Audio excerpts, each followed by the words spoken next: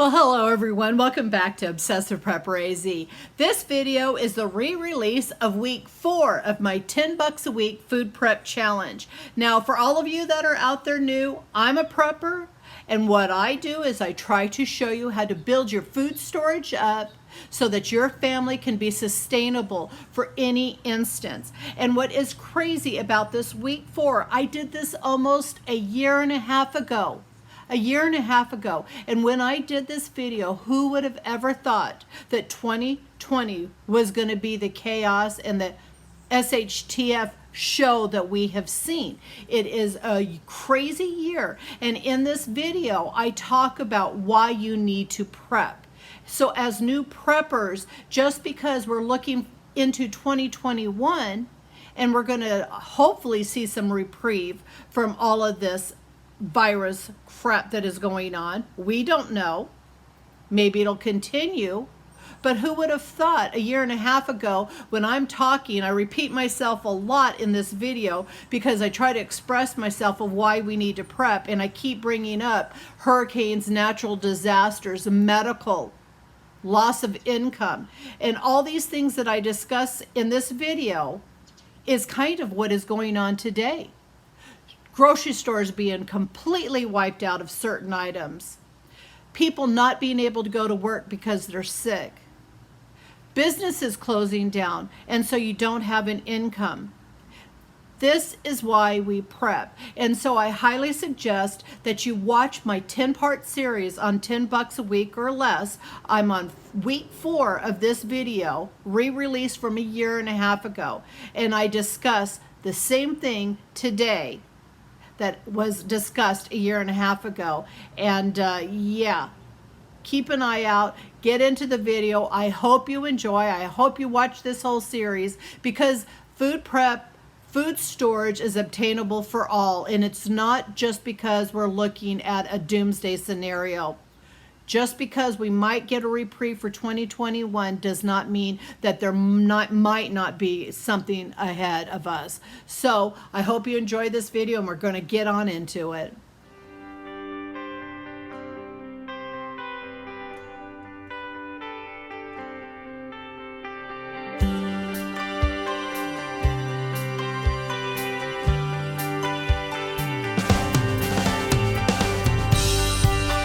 Starting from the ground up. So if nobody's ever prepped before and you want to build a food storage up and you don't know exactly how quite to do it, I'm giving you an example on how you can build your food storage on 10 bucks a week.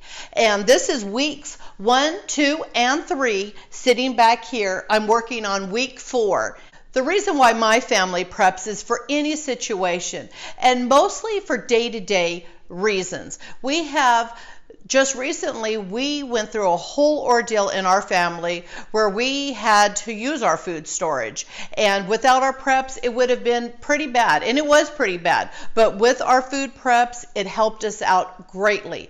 And we get people that comment about preppers, homesteaders, things like that. And it's not always for a doomsday scenario. We are looking at if anything happens. I'm talking a hurricane, an earthquake, a loss of job. You don't have income coming in. Can you feed your family? We are talking about tornadoes, flooding that is happening up in the Midwest right now. All these things happen on a day-to-day basis. Maybe they're not hitting our families at this point. And I'm not telling anybody to go out and just stockpile food. What I'm trying to do, and what I've always done if you watch my videos in my channel, is how to prep smartly. What I'm talking about is having food in your pantries, food that you can rotate, eat, and it's not going to go bad. Once you've got a healthy pantry, then go to some of my videos where I move on with long-term food storage. I'm talking foods that last 25, 30 years. Having a food storage for that doomsday if it ever happens. And if it doesn't, hallelujah, we'll throw it in the garbage.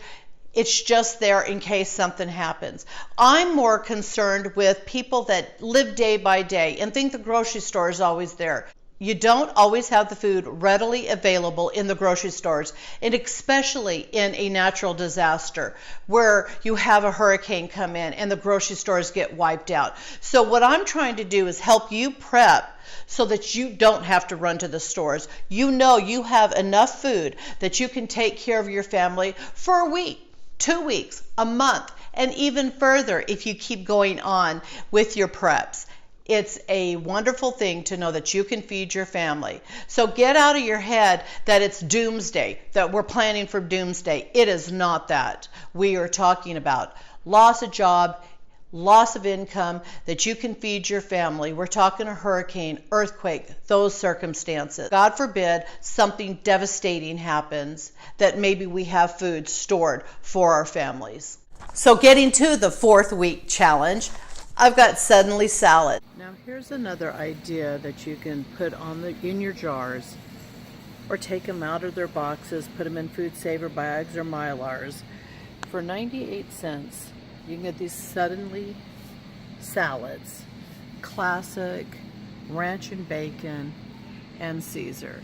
Now this is by all means not a long-term prep, but we haven't got to long-term preps yet. We're just building our pantry. And this is a ranch and bacon suddenly salad.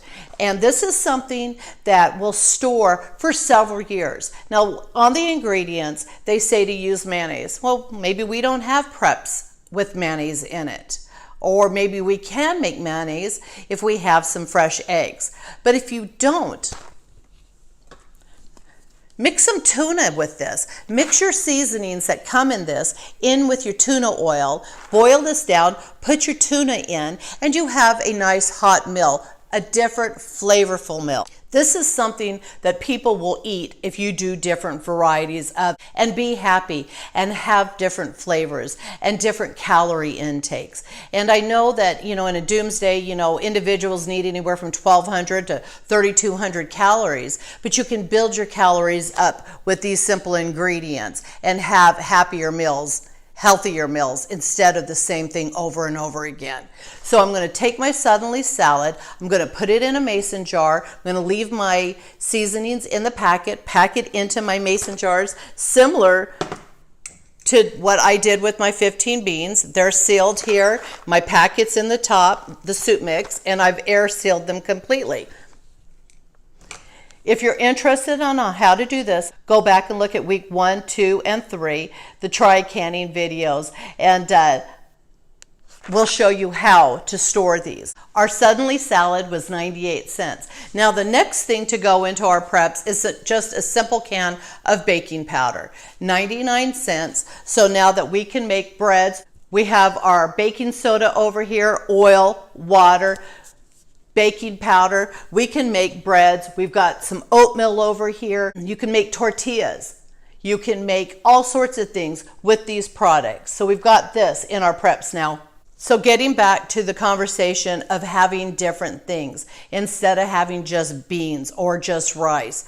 Rice, you can store a lot and it can feed a lot. And I'm telling you, I have a ton of rice stored. But other alternatives to rice is quinoa.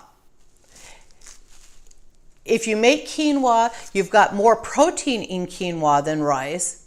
You have just as much calories, give or take, but you have more protein in quinoa. And also, to be able to get quinoa reconstituted, you're talking smaller amounts, so you're not using as much water. We have almost 2 pounds of quinoa here. It's $2.66, and I'm going to put this in a mason jar, suck the air out, and put this in my food storage.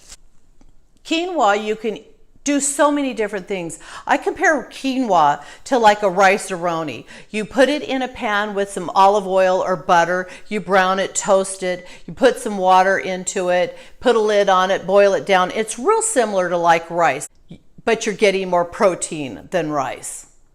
So the next item I have here is milk, dried milk. This was $2.30. It is not a whole lot. The cost of instant dried milk anymore is getting expensive. And this, I just wanted to have some in my preps. I'm going to put this in mason jars also. And this is something that if you are making breads or making a noodle dish that needs some milk, you can get a teaspoon, couple teaspoons of this out with some water, and you've got some milk. So we're going to go ahead and get this packed into our jars. Now, building on our potatoes, we have our hash brown potatoes back here. I did a dehydrated video if you want to see that, the difference between frozen or buying pre-made dehydrated hash brown potatoes. And also I went to Winco. What a neat store. You can pick up all sorts of ingredients in the bulk section for your food preps. Put it in mason jars. They have refried beans. They have TVP meats. They have bacon bits. There's all sorts of things. You can purchase their soup mixes so that you can add this to your prep, so that you can add some soup mixes, the dried soup mixes, like French onion or vegetable to your meals. This is something that we're only on 10 bucks a week, so we're building this up, but I just wanted to show you what Winco had. So if you don't have the availability to purchase in bulk like that, still buy the boxes and things, just break it down, put it in your mason jars, your food saver bags, Mylar, whatever works for you. So being at Winco, I went ahead and purchased sliced potatoes, dried sliced potatoes. And I am picking up 1 pound of sliced potatoes. So you see my potatoes that I got at Winco. This was a year and a half ago. Well, we're into December 2020, a year and a half later, and Winco has absolutely no dehydrated sliced potatoes. The barrels were empty. This is why I express so many times of why we need to prep. So Winco didn't have it, and I ended up going and purchasing 60 pounds of potatoes at Sam's Club and dehydrating my own potatoes.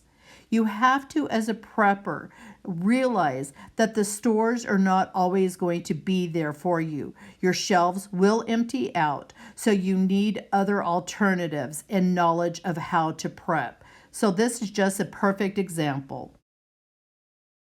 So I'm going ahead and put this into mason jars. And what can we do with dried potatoes? They store forever as long as they don't have the oils. We can reconstitute them in casseroles, which are awesome. And I know everyone's ate a gratin kind of potato like this. Or you can throw a handful of these into a soup mix and make a stew or a soup with your potatoes. So just another form of potatoes. Lastly, we have a can of tuna and another package of mix here. Now this is Alfredo mix. Now the tuna, the reason why I want the tuna is I constantly add this to my preps. Make tuna sandwiches. It's something we all eat a lot of. Maybe some of you out there don't eat tuna. I'm just saying in general, a lot of people eat tuna. And so we are building up our protein here. But not only do we have protein here, but with our quinoa, we have protein. We can add quinoa and make salads. So if you grow a garden, you have some field greens, you can make a quinoa salad with your greens and tomatoes, bell peppers, and it comes out yummy. Our Alfredo mix is going to go with our spaghetti noodles over here so that we can have an Alfredo dinner instead of a spaghetti dinner with tomato sauce. So these are items, they're not going to store as long, but you can definitely put these in your stores and rotate them. You can get a good 3 years from a product like this. So this is good to have in. You could also even coil this up if you wanted to, put it in your mason. You need some milk, you need some butter, but you don't have to have the butter. You could use an olive oil instead of a butter. You have your dried milk back here, or you have your cans of evaporated milk. So building up our preps, that's a good thing. By having all these little extra added things in our preps, then we can make great meals. By having our flours, we can make Navajo tacos, tortillas, and all those beans that we've got stored out in our preps, we can reconstitute them and we can mash them down to make refried beans. We can make little Navajo tacos. We can make burritos from them. There's all sorts of things that we can make now by having our baking soda, our flours. All these ingredients work together so that we have an awesome prepped pantry. So I hope you enjoyed this video. If you did, please subscribe. And if you want to be notified for future videos, ring the bell. Have a blessed day.